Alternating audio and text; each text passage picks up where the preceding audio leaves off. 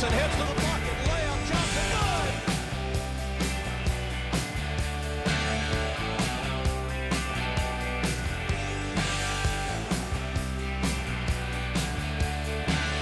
All right, welcome everybody. It's another edition of Talking Sports with me, Chris Powers, right here on Talkin Sports TV.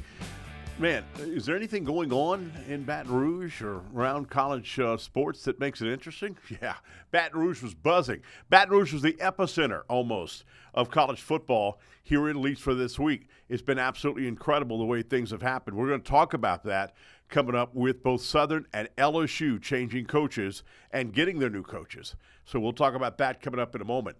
First, we began with LSU and Lane Kiffin. The Lane Kiffin press conference was absolutely great. I'm telling you right now. That got my approval pendulum kind of going a little bit this way, a little bit. And we'll talk more about that as we keep going on. He kept saying this place is different. This place is different, and it's true. Best job in football. He also said that several times. He said his dad moved 17 times in his career. Monty Kiffin, one of the best defensive minds in the National Football League. He invented the Tampa 2. That was him. He invented the Tampa 2. And he said that his dad left so much impact on everywhere he went. And that's true. But the problem is, Lane, that your dad was an assistant coach. He never was a head coach. You're a head coach. It's going to be different. So people are going to react differently if you leave. And what Lane Kiffin said is true. If he wouldn't have been successful at Ole Miss, nobody would have cared if he'd left. They'd have been like, fine, get out of here. And it's weird that Brian Kelly was successful at Notre Dame, most winning as coach. But even Notre Dame fans, they said get out of here, but they griped so much on all social media it wasn't even funny. So they didn't want that move either. It's time to put LSU back on top, he said. And I thought that was a great quote there, too. Two people still big in his life, and Pete Carroll always said that he would take care of Lane. He told his dad that. Hey, I'll take care of him, I promise you. As they must have known, of course, he was dying. And Nick Saban, even though Nick Saban fired him before the national championship game, that's because he got the job at FAU and his mind was focused on FAU. So he said stuff about Nick Saban that made you kind of think. Without coming out and saying it, that Nick Saban said this was a very unique situation because of the fact you don't compete with, you're not Alabama, Auburn, you're not Florida, Miami, Florida State. You're LSU. They have the footprint of the whole state of Louisiana with 4 and 5 stars and even 3 stars. Okay, they have the footprint. If you put that fence around it, you're going to unbelievable. You're not competing with another SEC school or another school that's big time conference. So that's a unique situation there.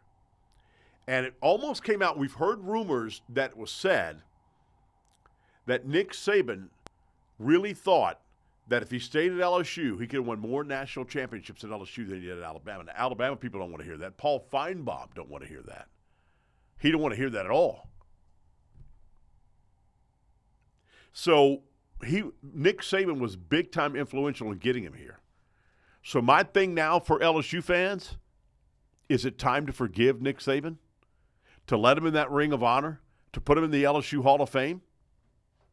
Is it soon going to be that way? I don't know. Because right now, you talk to LSU fans, they don't want to ever hear about him being in a Hall of Fame at LSU. He's in the Louisiana Sports Hall of Fame this past year. They don't want to hear about him being in the LSU Hall of Fame. They don't want to know about him being in the Ring of Honor at all. At all. And he said being around 3 of the best defensive minds in all of football. Monty Kiffin, which, again, like I told you, unbelievable defensive mind. Pete Carroll, and Nick Saban. That's where he began to develop plays. He'd listen to hear what they got to say about what makes their defense struggle. Those 3. What makes their defense throw fits? And he listened to all that. And instead of him being a defensive coordinator too, he wanted to be an offensive guru. And that's where he got all of his deals at right there.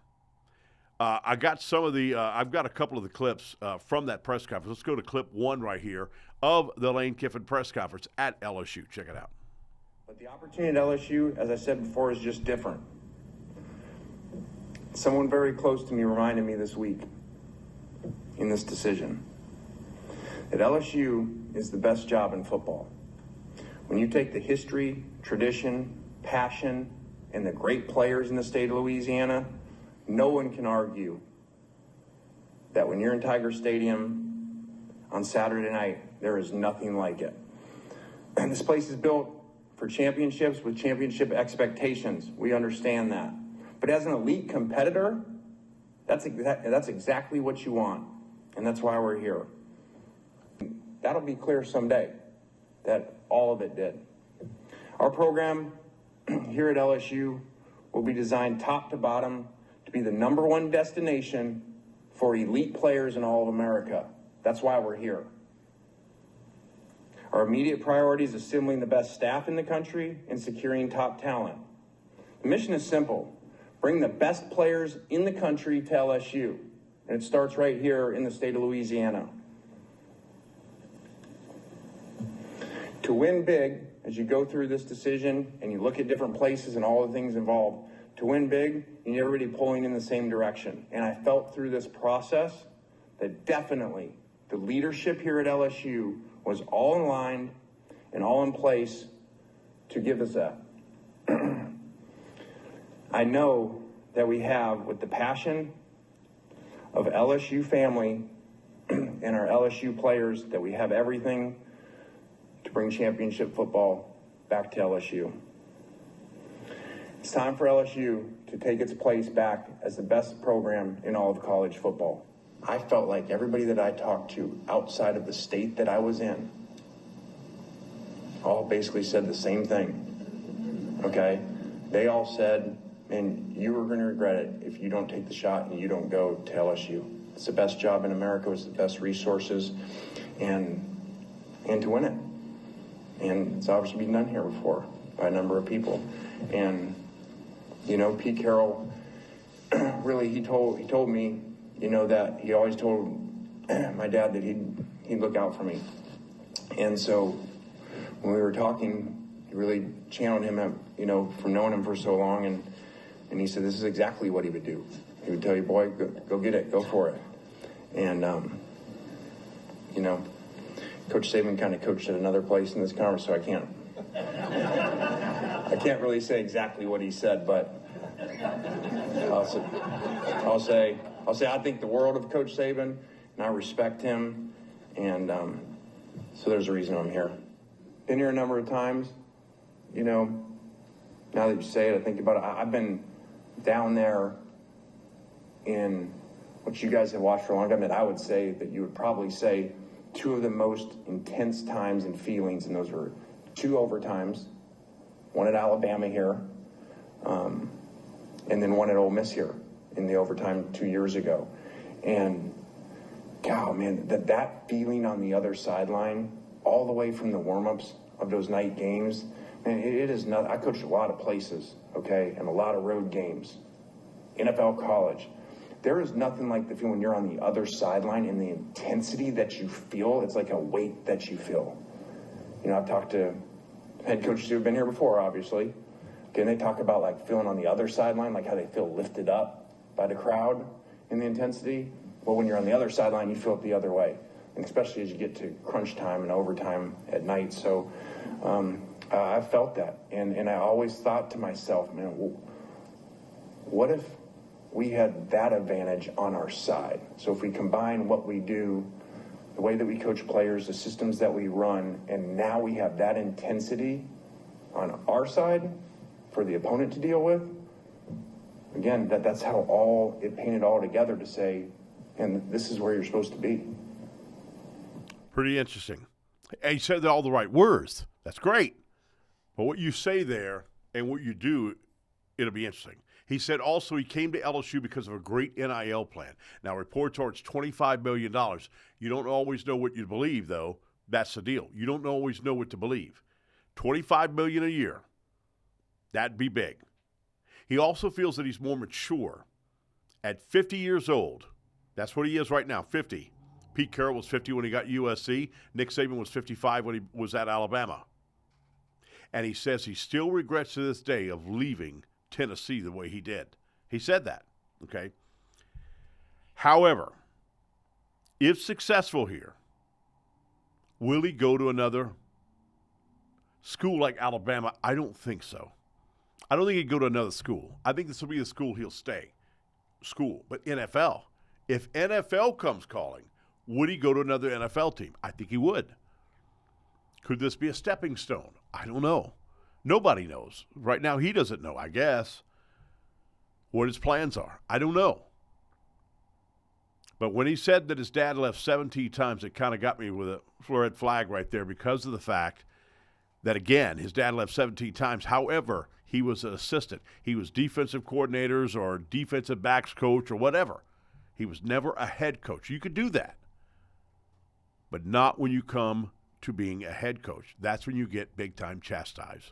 We're going to hear what Jonathan has to think. Also, more on Kiffin as we continue to talk about Lane Kiffin at LSU. We'll also talk about, of course, Marshall Faulk being at Southern. Had an opportunity to meet him this week. We'll talk about that when we come back right after this timeout. We're talking sports with me, Chris Powers, Jonathan in the house, Martin's in the house. Back after this right here on Pelican Sports TV. We're a nation of hardworking Americans, and businesses will always be the lifeline of this great country. As a business owner, you understand the importance of your reputation. In times of uncertainty, you need a real lawyer who's serious about protecting you and your business. You need a problem solver. You need the law firm of Clayton and Fouger. Tony Clayton is a proven trial lawyer. He'll defend you and your business to the fullest extent of the law. Protect your investment and call the law firm of Clayton and Fouger today. For a lot of people, going to the dentist brings anxiety. It can feel cold, rushed, even intimidating. We get it. That's why we built something different.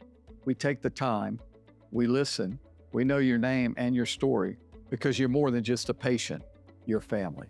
You don't have to dread the dentist. You just need the right one.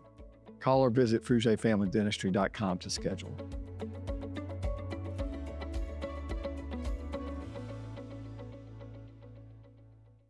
The holidays are fast approaching, and the Livingston Tourism Office wants to let you know what's going on for the holidays. The lighting of the City Hall in Denham Springs is on Friday, November 28th, and the Christmas Open House is on the next day on Saturday, November 29th in Denham Springs, as small businesses open their doors for you to get that perfect gift. And that kicks off Christmas in Denham Springs Village until December 20th. The merriest smile of the Livingston Parish Fairgrounds from November 28th to December 31st, as you drive through sacredized lights that dance to music. Tickets and info available at themerriestmile.com. December 4th, it's the 24th annual Chef's Evening and Wine Tasting event from 7 until 9 p.m. in the Denham Springs Antique Village. 21 local restaurants and a wide variety of wines for you to choose from. For all these and more events, visit LivingstonTourism.com.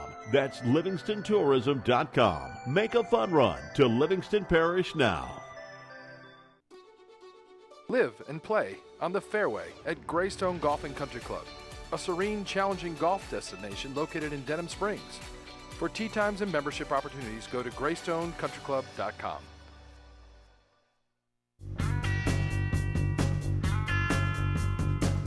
All right, welcome back, everybody. We're talking sports with me, Chris Powers, here on Pelican Sports TV. For Ole Miss fans out there cussing him and also running him off the road, you got to be absolutely just stupid. You're dumb. You're sick. You're sick. I understand what he's saying. I brought you success in 6 years. Why would you hate me? Because you're leaving. I can understand they're upset. I can understand it. But to do that, what they did, and embarrass him like that, cussing him out, all the obscenities they were yelling, and then running him off the road, where he had to go get a police officer that he knew, probably the one that would escort him on and off the field. They become close. Everybody does that. That's absolutely unbelievable. And you ought to be ashamed of yourself. You're sick and ought to be in a psychiatric ward. It's okay for Ole Miss to poach him away from FAU. Oh, that was okay, though. That's all right. Isn't it funny? You see this on TV all the time. You don't know if it happens in real life. Like if you're a gang member and you like say your brother's with you in the gang, and your brother gets killed, and all of a sudden you want to absolutely revenge on the people that killed your brother, but yet you're in that field, you're doing something bad, and you just killed all those people. But that's okay though. But if you kill my brother, I'm coming after you. That's okay. That's what Ole Miss is doing. Now, nobody has left LSU to go to another college coach. Only one I can remember is Paul Dietzel. Nick Saban left LSU to go to the NFL. Jared DiNardo went to Indiana, but after he was fired at LSU. And, of course, Les Miles went to Kansas after, again, he was fired at LSU. So nobody's quit LSU to go to another school. LSU seems to be one of the top destinations in America because of the unique situation they have. But here's the deal. LSU does go to Ole Miss next year. Because of the goofy schedule, now at 9 and the 3 rotating, LSU goes to Ole Miss 2 years in a row. Think about that. LSU goes to Ole Miss next year. That's going to be way worse than when he returned to Tennessee. Remember, they're throwing golf balls at him. Because, remember, he left to Tennessee in 2009, went to USC, but he didn't return until 2014 as offensive coordinator in Alabama. That's 5 seasons. That's 5 seasons. He's going to Ole Miss next year. They better check people's pockets before they get in there. That's going to be interesting. That's going to be interesting. Now, LSU got extremely lucky in this situation. With their bad PR in this matter, they got really lucky by getting the guy who is he the top coach in America? No. Is his Ole Miss team have a chance to go and win the national title this year? A little bit, but no. If I was a betting man, I would not vote on them because of the fact of their, 1, Kiffin's gone, but 2, their defense is not good enough. They might win the first round, but I guarantee you when it gets to that big second, they're not going to win the second round. If Ole Miss had the schedule that LSU had this year, they'd have lost at least 3 games. At least 3 games. As anemic as our offense was, we almost beat them. We beat ourselves in that game. But I think LSU rebounded very nicely because they got the top coach for this year that was available, and they got the guy they wanted. He dished Florida. He didn't want to go to Florida and dished Ole Miss. He didn't want to stay at Ole Miss. He wanted to come to LSU. That shows you how much LSU was the top job, as everybody said. It was the top job. The governor also rebounded a little bit as well by calling Lane Kiffin. But the only problem is he denied calling Lane Kiffin. He denied it, but he did talk to Lane Kiffin. So that was good that the governor did get involved with trying to get him to come here. I think he's looser than Brian Kelly. The audience at the press conference clapped several times. So he knew what right things to say that Kelly didn't. Kelly had just hired a firm, I believe it's out of New York, a public relations firm, because he was stiff as a board. Lane's not going to be that way. However, there's certain things about him that I'm very leery on. Like, for instance, the lies that are coming out. Who's lying? Is it Ole Miss or is it Lane Kiffin? When he said that, no, we were trying to reach a deal to where I could coach the team in the playoffs. Where today, the athletic director came out and said that was never the case. He knew that weeks ago. Weeks ago. The only thing that would have changed if Auburn would have beat Alabama, Ole Miss would have went to the SEC championship game, and he might have coached in that game. But they don't know yet. He said the team wanted him to coach. That, according to several teams, team players on Ole Miss, that's not the case either. He said one of the big things that he loves about coming here, what did Verge have to tell him? We're going to leave you alone and let you win a national title. We're going to leave you alone and let you win a national title. So recruiting starts this week. LSU is like 14th right now in recruiting, 14th. And I think they're going to go more of the transfer portal next year. And I think they'll have, in 2026 meaning. And I think that they'll have a better recruiting class maybe hopefully next year. Lane, again, was decent at USC, but he wasn't great at Ole Miss at all. But it's a different game now. It's a different level. That's why he went to get that job. All right, let's hear another clip of him right here where we hear him talking about how much he loved LSU, and this is why he did it. Here he is. Question. But, man, landing here at that airport and then the leadership showing up and the whole board being there, what was, I mean, you could feel it right there, you know, so as you probably figured out, it was a really, really hard decision, and I was really torn, and I went back and forth, you know, didn't sleep very much trying to figure it out, and the system didn't allow for a lot of time to do that, you know, and it was really hard, and, you know, I'm human.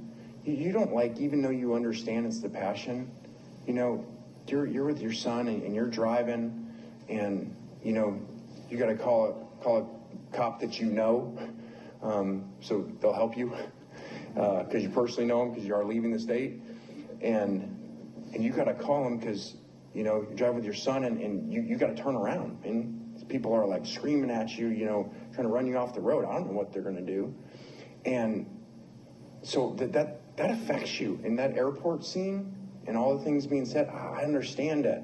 It's the passion, but they're saying that about you, that you thought you did a really good job for 6 years for them.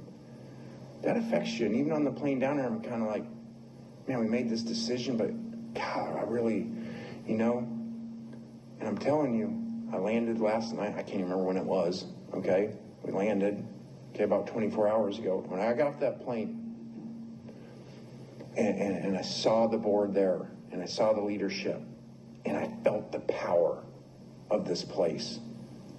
And then we get in the car, and as we're driving out, and there's the fans, like just all of them out there at the airport, and their excitement and their passion.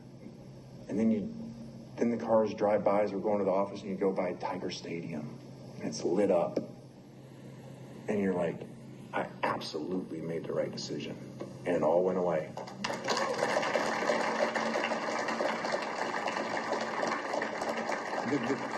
Then you walk into the facility, and myself and the coaches, our general manager, like you walk in, and I'm like looking around, and I'm like, God, like it's like we're in the NFL. Like everything is so amazing in that facility, and it's so powerful. And the national championships and the Heisman trophies and the way the whole building's done, you're reminded you are at the elite program in all of college football, the same that those two coaches just told me and reminded me. And then I was like, actually, we're going by Tiger Stadium. I called one person. I called Ed Ogeron. And I said, hey, man, all I can do is, man, this place just makes me want to talk like you right now. I did. I was like, we were in the car, and the kids were in there, and I was like, and the coaches, and they're like, what are you doing? I'm like, I don't know. I'm like channeling Ed right now. I was like, I'm feeling him. Like, I rolled down the window, and I was like, go Tigers to the fans. And I'm like, so I called Ed. I said, I don't know what's going on, man, but I'm feeling you right now. And he's like, Coach, you're at the best place in America. So. You know, again, I think my approval pendulum has moved a little bit Tulane side. I'm still leery on him. I still think Brian Kelly's a better coach, but he's a better offensive mind. He's a good coordinator. He's got to be a good CEO. Now, I'll say this, that Ole Miss had their best season they've ever had, 11-1. They haven't won an SEC title forever. And the national championships they won is really in question because one source gave them the national title. So it's kind of a little bit, he's got to be, you can't break rules, and it's got to be right on the dot. Now, I think he's got to hire Frank Wilson. I think everybody says that. So he don't have a running back coach right now. Frank Wilson, running back coach and recruiting coordinator. And he's going to recruit the hell out of New Orleans. You got to do that. I think Baker, looks like Baker's not going to get the Tulane job now. Looks like it's going to Billy Napier. So Baker's got to come back as DC. Got to. One of the best defensive coordinators in the country and get a job just like that anywhere else. And Corey Raymond. Brian Kelly got rid of Corey Raymond. Corey Raymond is an important part of the defense, not only because he's a good DB coach, but because he's a good recruiter. He's a good recruiter as well. Very good recruiter. Now, two of the biggest recruits that have delayed their signing dates, but they're still committed to LSU, U-High's Lamar Brown and Edna Carr's Richard Anderson. Four-star wide receiver Corey Barber switched from Ole Miss to LSU. He's already signed. He signed today. Now, if you thought Brian Kelly was a bad guy, if you thought the media, national media, hated Brian Kelly, Lane Kiffin's going to troll that, because right now the national media going all over him. Urban Meyer criticizing him. Also, Bill Cowher from the Pittsburgh Steelers and on CBS, crazy, telling parents don't send your kids there. Usually coaches stick together. Telling the kids not to send their kids there, the parents. Basically, Cowher said, if you don't want your kids to get snake bitten, why put them in grass, tall grass where there's a snake? Because there's a snake at LSU. Oh, wow. That was shocking. That was shocking. So I think that Lane Kiffin will be able to see the mistakes that Brian Kelly made, and he'll be able to grow from them if he's smart. He'll be able to grow from them. And stuff that he should have done, Brian Kelly should have done better than Lane Kiffin. The question is, in 3 seasons, 3 3/4 of a season, if they haven't been in the playoffs or what have you, are we going to be wanting to get rid of Lane Kiffin now? And eventually, you're not going to be able to want to do that. So, your thoughts, Jonathan, on Lane Kiffin coming to LSU? Well, first of all, Chris, it was a delight the whole weekend to have everybody want Lane Kiffin, want them to bring Lane Kiffin to be their head coach. For LSU to finally win this season, it felt good. It's been since like September since you could feel proud about the LSU Tigers and the direction they were going. On a large scale, I think LSU has kind of skated as a program, as a brand, at least for the national perception, because Brian Kelly was so unlikable. Everybody kind of likes Lane Kiffin, even though he's had some of the most unceremonious breakups in college football history. I mean, you know about Tennessee, you know about USC, and now, the Oxford fans, chasing him in a car, following him to the airport and cursing him and his family out.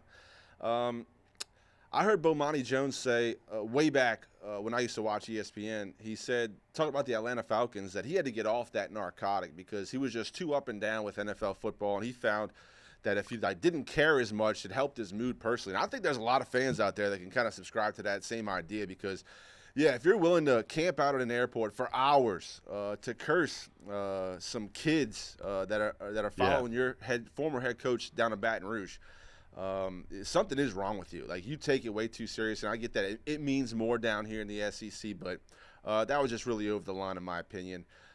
Since he's been here, I think Lane Kiffin has said all the right things. And I'll tell you, 10 years ago, I was not a Lane Kiffin fan at all. Yeah, me neither. In fact, in 2007, when he took the Raiders head coaching job for the youngest head coach at the time in NFL history, he was only 31 years old. I was a senior in high school. So I get to watch all of that play out while I'm really into following football closely.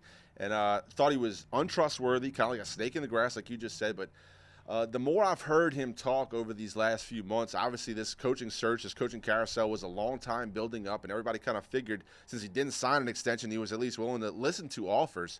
I thought he sounded like a mature guy. And I said this on Tiger's Roar. Sometimes the wisest man in the room is the guy who's made the most mistakes. As long as you learn from your mistakes and move on. Mm-hmm. Now, look, this Oxford situation, it's unfortunate timing. I don't think Lane Kiffin would have chose for it to work out this way. No. I do believe him when he said he tried everything he could to convince leadership at Oxford to let him continue to coach. LSU even wrote to his contract that they're going to pay him if Ole Miss wins in the playoffs. So LSU, they were fine with it. I think the Ole Miss players, despite what Ole Miss is saying, I think they wanted their head coach to guide them through this national championship run because, honestly, once he leaves the door, he takes a lot with him, a lot of ego, a lot of pride, the offensive coaching staff. I have heard that Charlie Weiss will be allowed by LSU to go back to Ole Miss to coach Ole Miss through this playoff run. But still, you're missing Lane Kiffin. He recruited all these guys personally. They all have relationships with him. He's a very likable character, especially when he's on your side. And the timing was not great, but that's not Lane Kiffin's fault completely. Now, if he was going to stay, he could have came back to the hero's welcome weeks ago, but he wanted to listen to offers, not only for himself, but for his family. And I'll say this about Lane Kiffin. He has struck me as someone who puts his family's needs pretty high on his priority list, and I admire that. The guy's an incredible recruiter. He's talked about the offense. I don't know of a better offensive mind in the game. Right. Maybe Steve Sarkisian has made similar innovations to his offense to Lane Kiffin, but he has been a head and shoulders above every offense in this day and age of college football. The way he innovates, the way he, like he said, he doesn't think outside the box. He creates his own box, and I think he gets a lot of that from his dad. Monty Kiffin was a creative mind that kind of revolutionized how defense is played, and they still play tons of Tampa 2 in the NFL today. Yeah. Look, LSU needed a big hire. They only wanted Lane Kiffin. Their search was very narrow. I'm happy for the leadership. You got to give Virgil Ospreay his flowers. You got to give the new president, Roos, his flowers. They got the job done. They brought in exactly who they wanted. And as LSU fans, you put this debacle of a season behind you, and you immediately look forward to what's ahead. Yeah, I think what they need to do in the playoffs, get rid of the conference championship game. Get rid of it. I think you need to get rid of it because they're saying that being in the conference championship is not going to hurt you at all. It'll maybe help you, but it's not going to hurt you. So my question is, Alabama with 2 losses, if they lose the conference championship game, which I have them losing against Georgia, if Georgia finally, has enough, cojones or whatever you want to call it, to play the game, not be scared of the title Alabama. But my question is, if Alabama loses their 3rd game, they should be out of the playoffs. But I don't know. Will they? Will Miami move up? Will a Vanderbilt move up? Because they've got 2 losses. Alabama would have 3. And that, to me, is too much. And I said that there'd be a 3-loss team in the playoffs this year. It could be Alabama. Will they put Alabama in there? I don't know. But anyway, what I'm getting at is if they got rid of the conference championship games and started the playoffs this week, they would be finished by January. Because you have to be careful about the way school starts in the spring, to where the student has to be enrolled in school to play in the football team. So that's why you move the playoffs up to this week. Get rid of the conference championship games, even though they're going to be great. I'll be able to watch them. There'll be great football this week. I can't wait. Get rid of the conference championship games. Start the playoffs this week. The NFL does that. The NFL don't wait 2 or 3 weeks to have the playoffs, for God's sakes. Start it right now. Start the playoffs this week. You'll be done. The national championship in January 1st. Maybe the 2nd week, maybe. Then you've got the transfer portal, and you need to move. And Coach Smith, Kirby Smart said that this week. You need to move that recruiting. I've been saying this for years. Move that recruiting date back, get it out of December, and move it back to February. Stop being stupid. Stop being stupid. That's dumb. And no question, Coach said that this week. Coach Kirby Smart said that this week. They need to get the December recruiting bill out, move it back to February, where you have the transfer portal and your recruiting. Because the high school recruits that you get in February are not going to be in school. They might have early enrollments, and you can early enrollment if you want. But most of them are not going to early enroll. You got to get that out. So, Jonathan, let me ask you, if Alabama loses this week with 3 losses, should they be in the playoffs? I kind of have to agree with the sentiment that these conference championships should not affect your playoff seeding, especially because a lot of these teams don't even play in a conference championship.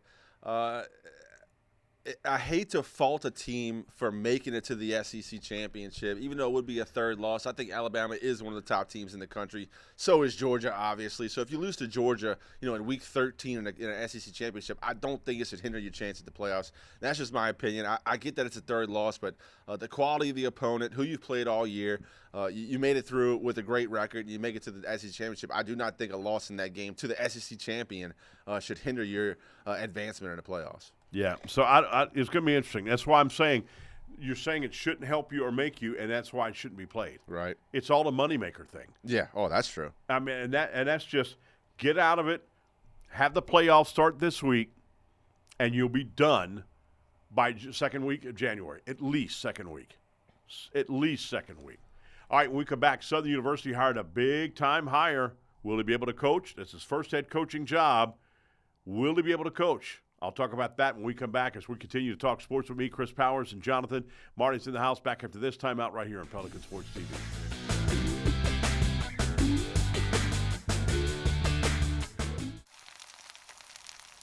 You can't smell it, but you can almost taste it.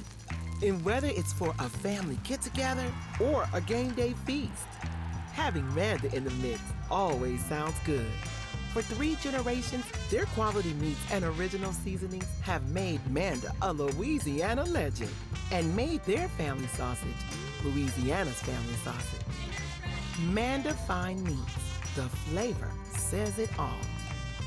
The holidays are fast approaching, and the Livingston Tourism Office wants to let you know what's going on for the holidays. The lighting of the City Hall in Denham Springs is on Friday, November 28th, and the Christmas Open House is on the next day on Saturday, November 29th in Denham Springs, as small businesses open their doors for you to get that perfect gift. And that kicks off Christmas in Denham Springs Village until December 20th. The merriest smile of the Livingston Parish Fairgrounds from November 28th to December 31st, as you drive through synchronized lights that dance to music. Tickets and info available at themerriestmile.com. December 4th, it's the 24th annual Chef's Evening and Wine Tasting event from 7 until 9 p.m. in the Denham Springs Antique Village. 21 local restaurants and a wide variety of wines for you to choose from. For all these and more events, visit LivingstonTourism.com. That's LivingstonTourism.com. Make a fun run to Livingston Parish now. We're a nation of hardworking Americans, and businesses will always be the lifeline of this great country. As a business owner, you understand the importance of your reputation. In times of uncertainty, you need a real lawyer who's serious about protecting you and your business. You need a problem solver. You need the law firm of Clayton and Fouger. Tony Clayton is a proven trial lawyer. He'll defend you and your business to the fullest extent of the law. Protect your investment and call the law firm of Clayton and Fouger today. All right, welcome back, everybody, as we continue talking sports with me, Chris Powers, Marty in the house, and also Jonathan in the house. Marshall Faulk signs with Southern. I was at that press conference. I emceed the event. It was very fun. Marshall Faulk, a little taller than I thought. He's almost as tall as I am. I thought he was shorter than that. And I forgot that he won the MVP award in 2000. This guy won the NFL MVP in 2000. I remember him winning a Super Bowl. Remember him being a great football player from the state of Louisiana, from New Orleans, and I hate that he didn't stay with us. He went to San Diego State. So I did some quotes on there because I want it to be this theme for people to understand. Peyton Manning said, so Marshall Faulk played with Peyton Manning in his rookie season. Right after that, Marshall Faulk was traded to the St. Louis Rams. So he played with him in the Indianapolis Colts, and Peyton Manning said that Marshall Faulk helped calm me down. Now, even though Peyton Manning went on to throw and still has that record today, the most interceptions in a season ever as a rookie, that still stands today. But he wanted him to, he calmed him down. He said, he was my coach on the football field. Mike Martz called him a beautiful mind that he can do anything he wants very, very well. Coach, of course, Dick Vermeil. Big-time, Super Bowl head coach and a Hall of Fame head coach, said the same thing. He made me a smarter coach. The Colorado players talked about that. Colorado players said that they learned his fundamentals, that he was attention to detail, and that was big for them, and playing for a Hall of Famer. That's all going to be big coming into New Orleans. Coming into Baton Rouge and recruiting New Orleans and recruiting those great kids there in the New Orleans area. And you know what's crazy, Jonathan? What I said was, Monday I knew I had the press conference. I knew I'd be emceeing it. Sunday night I was watching the new Mark Wahlberg movie, okay? And Mark Wahlberg's character was flying a plane. He was the bad guy, but he started out being a good guy. But his character, he was flying a plane, and they had an actress that was playing a U.S. Marshal. And he said it right there on the spot as I'm getting ready to interview bring Marshall Faulk in as the new head coach.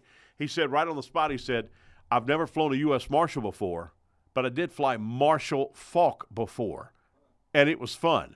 So I told Coach right there that was standing next to me during that press conference, I said, Coach, I don't know if you knew that, and if you didn't, I really deserve a 10% royalty fee on that for telling you and letting you know that, because I don't know if they're going to give you any royalties for that. But anyway, hey, he made some great points at the press conference. Check it out. This is what he had to say at the press conference.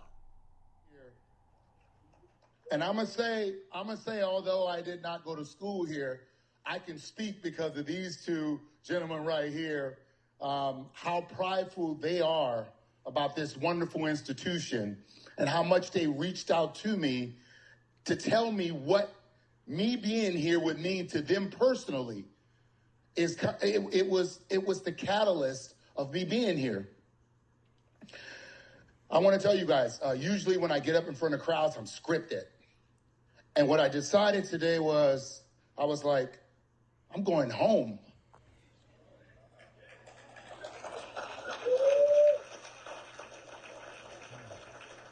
So in saying that and going home, what I'm going to do is just be authentic and honest with you guys about what this means to me, what we plan to do, and what I'm looking forward to. So I'll start with what this means to me. Listen, for me to have my first head coaching job in this state that gave me everything, and provided everything for me as I sent that message to Aeneas, it means the world to me to be here. I could not have it be any other way and be any other place than here doing what we're about to do, because I don't know if you guys, these colors, and it might be a different rendition, these colors, they've been good to me.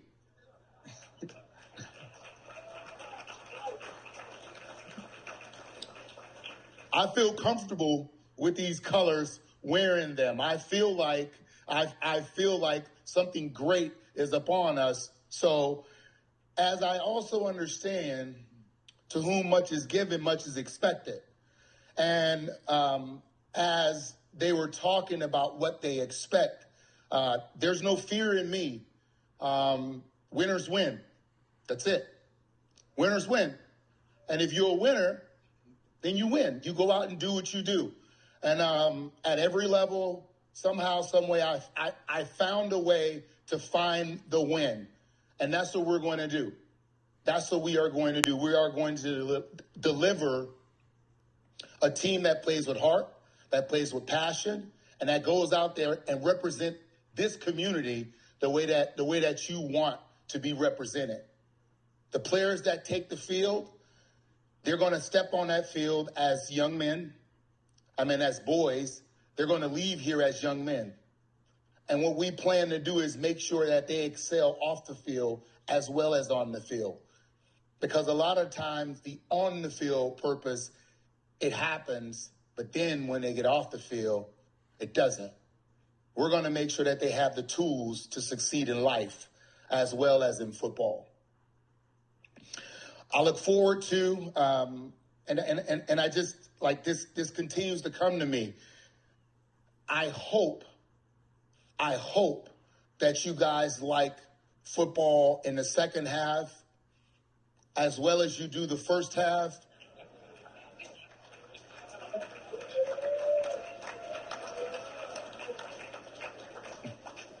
Although I love the band, there will be football played in the third and fourth quarters. And I look forward to seeing you guys there. Yeah. That's going to be unbelievable. I can't wait. The two people he was talking about, Aeneas Williams, who was his teammate at St. Louis. Aeneas, one of the best DBs in the National Football League, Hall of Fame, played at Southern University, from New Orleans. They've been friends for years. And Avery Johnson, the basketball legend that won an NBA title with San Antonio, that coached the Dallas Mavericks, and also coached Jersey. So those are the two people he was talking about. Made some good points. His mind and quotes from players and coaches I thought were great. What I think he should do is surround himself with college coaches that have been around and know how to recruit, know how to run a college program. That's going to be key. He's got to be careful on that. And he's got to bring a quarterback in. Southern hadn't had a quarterback in for 8-9 seasons. I kid you not. The last quarterback that threw for 3,600 yards was 8 seasons ago. 3,600 should be just like that. I told him also he had 278 days, and LSU used that same analogy, 278 days for Lane Kiffin before you play your first game. 278 days. You got plenty of time now. Plenty of time. I think he has to use his NFL influence, meaning that I want to see players here. Michael Irvin already tweeted out, congratulations, my man. Good luck to you. I'm pulling for you. Big time. I'd love to see players here. Can he turn this program around quick? How long will he stay? Will he do what Deion did? Stay 2 or 3 seasons and get out of here? Will he be a good spokesperson like Deion Sanders and raise money for the school while he's here? Can it? What we needed for him to be is half of Deion. Jonathan, what were your thoughts about Marshall Faulk signing with Southern? Excited for Jaguar Nation. It's a huge name, obviously, college and NFL Hall of Famer. Guy's been around the game for a long time. From New Orleans, the Ninth Ward, got a lot of relationships. Pretty much football royalty. I mean, won the MVP, greatest show on turf. I think in 1998, my brother took a picture with him while he's at the NFL Experience. He had a Super Bowl down in New Orleans. He's always been a great guy to the community, very likable, great personality. You heard him say it, Chris. Winners win. This guy's been a winner his whole life. He understands the game. Very smart football player. So checking all the right boxes, made a splash hire, big name. A guy has NFL experience. Going to bring in some good coaches, some good analysts. So excited about it. Hopefully to get to work with him next year on the Inside Jaguar Football Show. And, yeah, excited for Jaguar Nation. Yeah, big time. And like I said, it's going to be interesting to see what he does. We'll find out. I can't wait. He is currently in Colorado.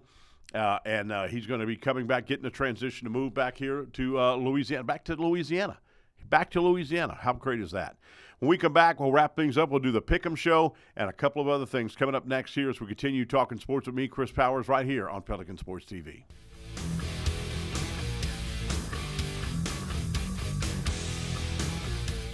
The holidays are fast approaching, and the Livingston Tourism Office wants to let you know what's going on for the holidays. The lighting of the City Hall in Denham Springs is on Friday, November 28th, and the Christmas Open House is on the next day on Saturday, November 29th in Denham Springs, as small businesses open their doors for you to get that perfect gift. And that kicks off Christmas in Denham Springs Village until December 20th. The merriest smile of the Livingston Parish Fairgrounds from November 28th to December 31st, as you drive through sacredized lights that dance to music. Tickets and info available at themerriestmile.com. December 4th, it's the 24th annual Chef's Evening and Wine Tasting event from 7 until 9 p.m. in the Denham Springs Antique Village. 21 local restaurants and a wide variety of wines for you to choose from. For all these and more events, visit LivingstonTourism.com. That's LivingstonTourism.com. Make a fun run to Livingston Parish now. You can't smell it, but you can almost taste it. And whether it's for a family get-together or a game day feast, having Manda in the mix always sounds good. For 3 generations, their quality meats and original seasonings have made Manda a Louisiana legend and made their family sausage Louisiana's family sausage. Manda Fine Meats, the flavor says it all. Live and play on the fairway at Greystone Golf and Country Club, a serene, challenging golf destination located in Denham Springs. For tee times and membership opportunities, go to GreystoneCountryClub.com. We're a nation of hardworking Americans, and businesses will always be the lifeline of this great country. As a business owner, you understand the importance of your reputation. In times of uncertainty, you need a real lawyer who's serious about protecting you and your business. You need a problem solver. You need the law firm of Clayton and Fouger. Tony Clayton is a proven trial lawyer. He'll defend you and your business to the fullest extent of the law. Protect your investment and call the law firm of Clayton and Fouger today. All right, welcome back, everybody, as we continue talking sports with me, Chris Powers, Jonathan in the house. All right, let's do it. This is the pick-em part of the show. I'm 34-12. Jonathan, you're 31-15. Let's do it. Let's get started with the AAC Conference Championship. Going to be number 24, North Texas at Tulane, number 20 in the nation. John Summerall will be coaching that game. Yep. Florida has given him the opportunity to do that. I think that's a classy move. I'm going to say Tulane wins, and they go to the playoffs. I think Tulane wins the game. I agree. I'm taking the green wave. John Summerall obviously took the job in Florida, but very classy in the interview. Told everybody that, look, the players that I recruited Tulane, I told them to sign at Tulane. Didn't want to steal their signing class, so I'm going with the green wave. Number 11, BYU will be at number 4, Texas Tech for the Big 12 championship. I think the Red Raiders are going to win. BYU, don't be shocked on them, the Cougars, though, because they want to get in the playoffs. So with this, I'm still going to go with Texas Tech winning the game. They're just too strong. I agree. Texas Tech, the class of that conference. BYU will make it close. I think Texas Tech is going to sweat it out a little bit, but they'll come out victorious in the end. Red Raiders have been fantastic all year. Their quarterback is very talented. Give me Texas Tech. Number 3, Georgia, taking on number 9, Alabama for the SEC title. Finally, Georgia wins the game. Kirby Smart has only won one game against them, and that was that national championship. Remember that? Yep. I think Georgia wins this game against Alabama in the Mercedes Stadium. I agree. Georgia Bulldogs, great quarterback play right now from Stockton. Kirby Smart showing he has the biggest cojones in the league. Going for it on 4th downs. Onside's kicking against Texas. Great matchup. It's going to be a very physical game, but I'll take the Bulldogs in a close one. Number 2, Indiana takes on number 1, Ohio State. I got Ohio State winning this game and possibly winning by 10 or more points. I want this game to be close, Chris. I want it to come down to the final drive, maybe the final play, but I do agree the Buckeyes are a better team, better roster, but Indiana's been special this year, finding ways to win games. I think it's going to be a really physical, close game, but give me the Buckeyes as the favorites. How embarrassing is this? The ACC championship game, Duke versus 17 Virginia? Yeah. Are you kidding me? Miami's not in it. Florida State's not in it. Right. That shows you that's their two most recognizable programs. Not in it. That's embarrassing. And you want to be in the playoffs? Virginia all the way on this one. I'm taking Virginia as well, Chris, unless there's no more pick-ems because we got to switch it up on one game. If you have more, I'll take Virginia. If not, I'll go opposite. So just let me know. We got one more game. All right, I'll take Virginia. New Orleans at Tampa Bay. Here we go. New Orleans and Tampa Bay. The Saints get beat. Reed is out of the game. He may be out for a while with a bad knee, of course, a safety. I got Tampa Bay all the way. All right, since we have to have some parity, I'll take the Who-Dats. Give me the Saints, even though it's the Bucs team that's going to win the division. I'll take the Saints so we don't have the same picks because, that's bad luck, Chris. Oh, my goodness gracious, big time. Man alive. Can the Saints do it? They played them tough for the first 3 quarters of that game in the Dome. Yep. I don't know. It'd be interesting. They're officially eliminated for the playoffs, which we all know. Oh, that's only mathematically, Chris. Yeah, exactly. Zion Williamson, the biggest bust in NBA history. In NBA, gotta be. Unbelievable. He's missed, get this, Jonathan, 56% of his games. Oh, I thought it was way more than that. 56%. And he's hurt again and going to lose significant play. I think he's played his last game at New Orleans. They're going to have to trade him. There's no question. A guy that that has missed a lot of games, and Anthony Davis. Anthony Davis missed 36% of his games. Yep. This guy is way worse, horrible. Is that the biggest bust in NBA history? It's either one or two. Greg Oden's a huge bust in my opinion. Also a guy who could not stay healthy. He was selected very high. I think it was 1 or 2 overall. So the hype that went into Zion in high school, everybody wanted that lottery pick to get number 1 overall. Of course, John Morant went number 2. He's had his own off-the-court issues, but yeah, wish he was healthy. What a freak of an athlete in high school. Could jump out the gym, but just too much weight on those joints. Everybody knew it'd be tough for him to stay healthy, and he's proven that to be true. Unbelievable. That's absolutely embarrassing. I mean, this guy has no pride. No pride. I mean, whatever. I mean, I don't know, whatever. Penn State does not have a head coach for football yet. Kind of shocking. Are they trying to work out a deal with Brian Kelly? I don't know. That's been rumors that he could get Brian Kelly. I don't know who they're waiting for. Big Ben on his podcast said he thinks there needs to be a change in Pittsburgh. Need a clean house. And Tomlin would be great at Penn State. Now, he was upset by that. The radio program I was listening to on XM said that came up a few years ago, 4 years ago, with USC. It wasn't USC. It was LSU.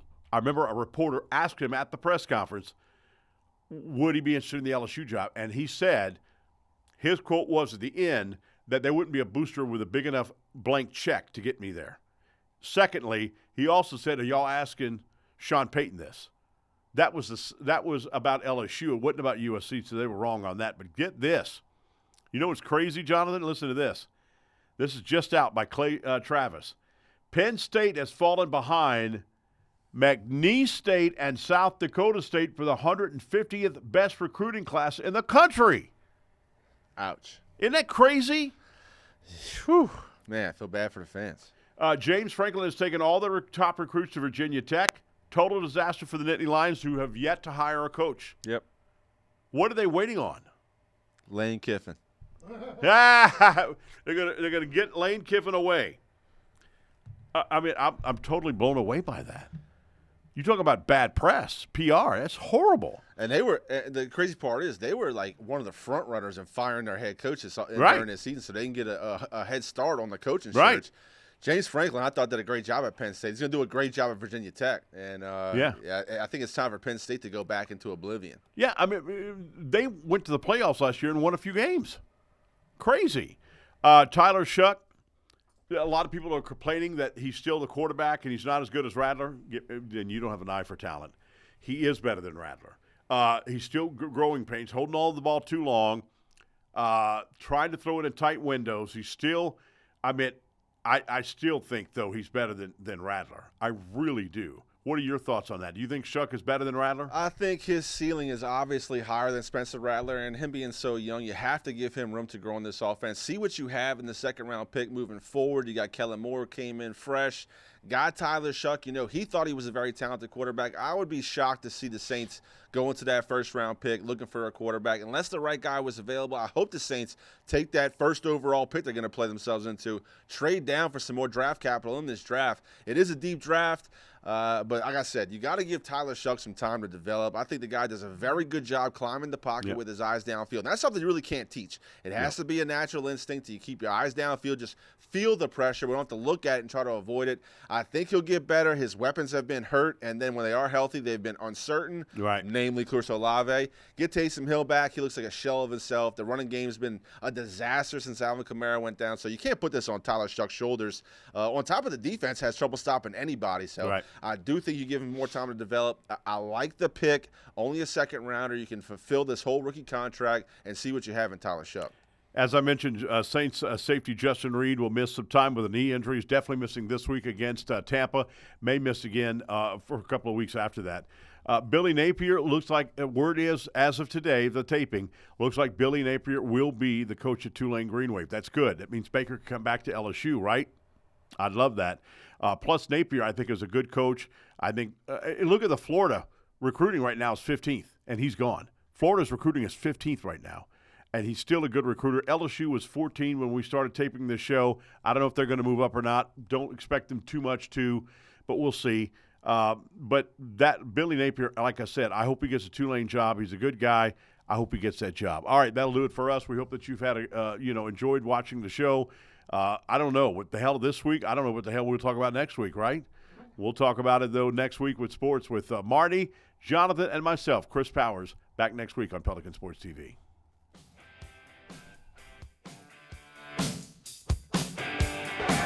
Rocks and fires. Tommy White with it.